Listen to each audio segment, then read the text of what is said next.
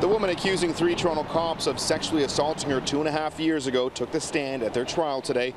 The female parking enforcement officer, who can't be identified, testified she went drinking with Leslie Niznik, Samir Kara and Joshua Cabarro as part of a rite of passage for rookie officers. She told the court when the 3 went back to a room at the Western Harbour Castle Hotel, she was forced to have sex with the men against her will. All 3 officers have pleaded not guilty. Now, revelations from the stand yesterday by the lead investigator, who is also a Toronto cop, sparking concerns and questions again tonight over why an outside agency wasn't brought in to investigate such a high-profile, serious case. Well, you have to wonder why it is that the Toronto police are investigating Toronto police officers. Lead investigator Detective Sergeant Jeffrey Attenborough walked into court yesterday where he took the stand. During cross-examination, Attenborough admitted his inexperience to handle this type of case, as it was only his 3rd sexual assault investigation in 29 years. It sends a wrong message both for the policing agency as well as the community as a whole. The detective sergeant also admits he failed to retrieve all relevant video from the night of the alleged assault.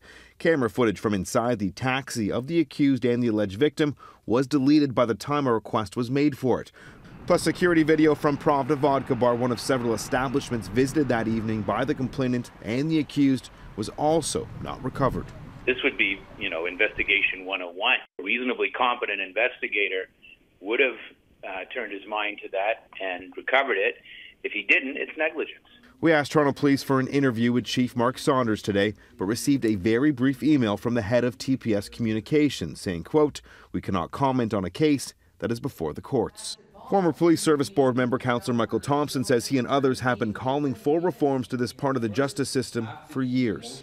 Just as a person in the community, I think that it raises some concerns and red flags all around.